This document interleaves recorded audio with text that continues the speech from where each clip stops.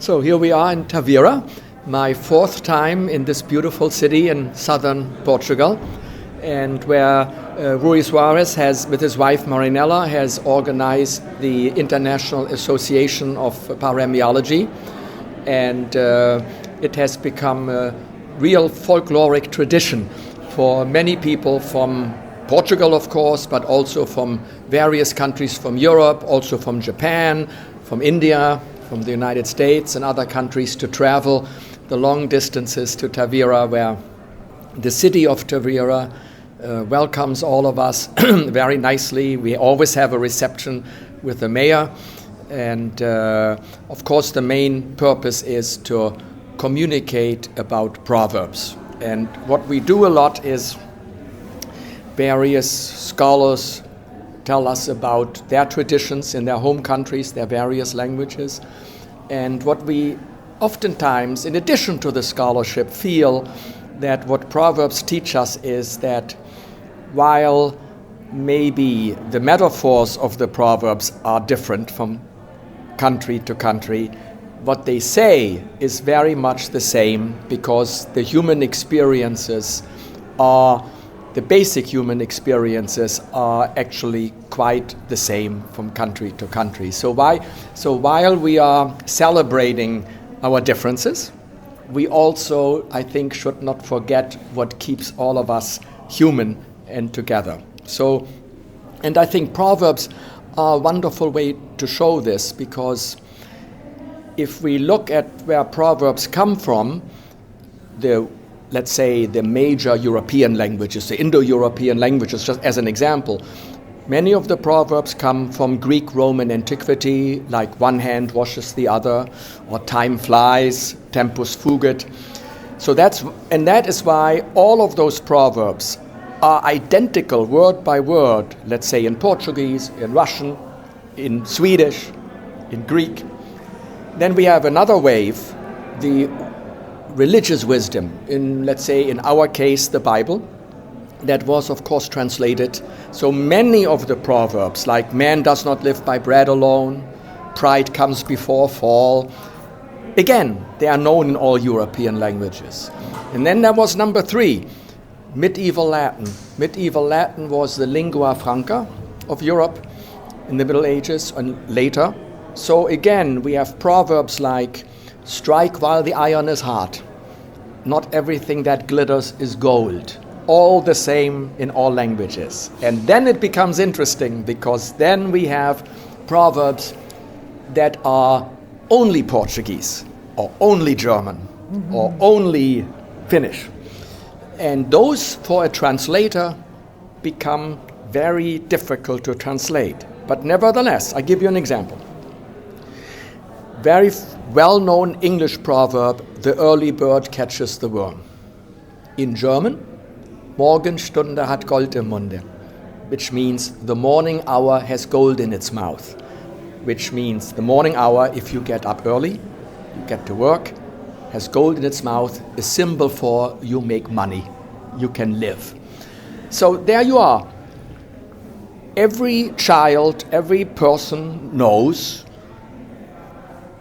when we work or when we go to school, we have to get up, and get to work. But notice, the same idea, very basic human, but two completely different metaphors. And now comes one more important point. The modern lingua franca is, of course, English.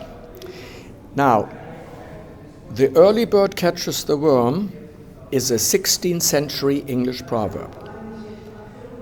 After World War II, with the incredible influence of American culture, in Germany particular, Western Germany, with the occupation and so on, and you take the mass media, rock and roll music, books, magazines, and what has happened since about middle 1980s, the English proverb, the early bird catches the worm, has been translated into German.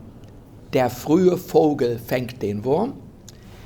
And now, der frühe Vogel fängt den Wurm is competing with Morgenstunde hat Gold im Munde, which was the most popular German proverb. Now there you can see the incredible power of the mass media. Films, I forgot to mention film and television. You know. So now in the modern world, it is the Englishes of the world, not just American English, British English, Indian English, Australian English. It's the English language that is step number 4. So you have classical antiquity, Bible, medieval Latin, and now globally, internationally, it's the English language that is spreading proverbs in English or loan translated, either way, you know. And it's very interesting. If you take one of my favorite proverbs, it's a house divided against itself cannot stand. Comes from the Bible. It is New Testament, Gospel of Mark, chapter 3, verse 25. A house divided cannot stand. Now what you learn is, in English, because of the King James Bible, it became a proverb. It sounds good. A house divided against itself cannot stand. But in German, although Martin Luther was a very good Bible translator and very important for the German language, he did not succeed very well translating that Bible reference. So it wasn't a proverb in German. But Abraham Lincoln loved that proverb. And before the American Civil War, he would always say in his speeches, we have to keep the American Union together. And he often, almost all the time in his speeches, would say, a house divided against itself cannot stand. Okay. Civil War came. Lincoln stopped using the proverb, but it remained very popular. In 1959, the city of Springfield, Illinois, birthplace of Lincoln, put on 150th birthday celebration for Abraham Lincoln. And here comes the big surprise. In 1959, 14 years after the war, Springfield City invited German Chancellor Willy Brandt to give the major talk. I think that's remarkable. You know, Germany was the bad country, Nazi Germany, as evil as it could possibly be, and yet victorious America invites Willy Brandt. Now why? Because of divided Berlin. You know? So Willy Brandt goes to America. His English is very good. During the war, he lived in Norway, you know, learned English fluently. He works on his speech. He looks at Lincoln, and he realizes that Lincoln likes the proverb, a house divided against itself cannot stand. So he goes to Springfield and uses the sentence. 1959. But, fine, nobody in Germany knew about it. Now we jump 30 years, 1989.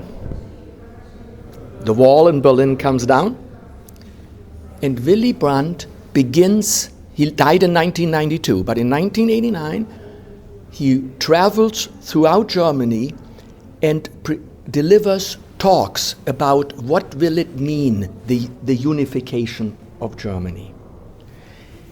And he remembers a house divided against itself cannot stand. So he must have gone to the German Bible. And he found it not to sound like a proverb. So Willy Brandt tried his own translation. And in German it is, ein in sich gespaltenes Haus hat keinen Bestand. Sounds good. Ein in sich gespaltenes Haus hat keinen Bestand. He used it on television. It appeared in the newspapers. And now, since '89, it has become a German proverb. So that, I think, shows you how proverbs new proverbs come into being, and how the mass media, it used to take decades, maybe a century, for a new proverb. You start a proverb in your family, and you say to your village friends, my grandfather always said, birds of a feather flock together. Then Simeon gets married, and he tells his Portuguese wife, birds of a feather flock together. So it travels from village to city, from city to the region. Then it makes a jump to another language. But it could have taken dozens, hundreds of years. Now, if Barack Obama says something, it is million times in television. And then the question we have to ask, will it stay? Will it stay? That's the big question. But so you can see Lincoln via Willy Brandt, and it's interesting to see how these things can happen.